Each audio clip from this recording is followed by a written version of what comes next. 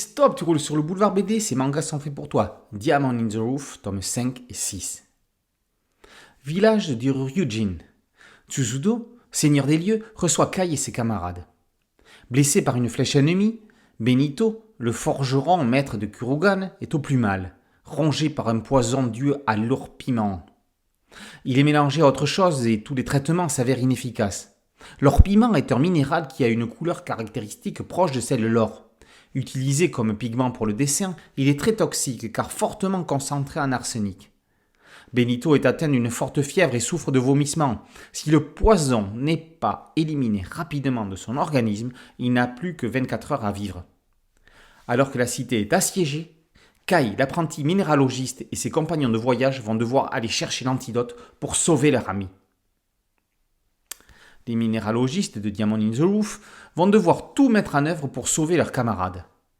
Entre les hommes de la bande d'Inosuna et le monstre tentaculaire qu'ils vont devoir combattre, réussiront-ils leur mission ? Voici le défi qui les attend dans le tome 5.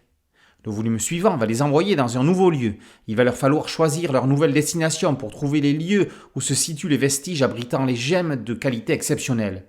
Ce sera soit le village de Kochikaz, porte d'entrée du continent de l'Est, soit le village Jinrin, cité souterraine bâtie dans un volcan. Jinrin est le village gouverné par le grand frère de Ko. Cela pèsera-t-il dans le choix ?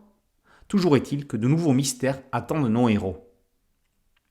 La série Diamond in the Roof s'installe définitivement comme un blockbuster au long cours. Les personnages se dévoilent petit à petit. Le mangaka, Nao Sasaki, développe leur personnalité, détaille leur passé. On s'y attache de plus en plus au fur et à mesure que l'on en apprend plus sur eux. Dans ces 2 tomes, l'auteur traite de sujets comme la répression et la mise à l'écart de minorités.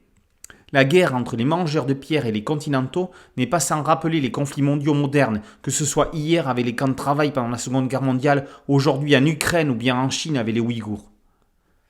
Nouvelle mission, nouveaux personnages, mais toujours même problématique pour Kai et sa jambe de pierre. Diamond in the Roof est une quête de personnalité avec action, suspense, émotion et humour. Bref, du shonen complet tout public comme on aime. Diamond in the Roof, tome 5 et 6 par Nao Sasaki sont parus aux éditions Kana. Boulevard BD, c'est un site dédié, un podcast audio et une chaîne YouTube. Merci de liker, de partager et de vous abonner. A très bientôt sur Boulevard BD. Ciao.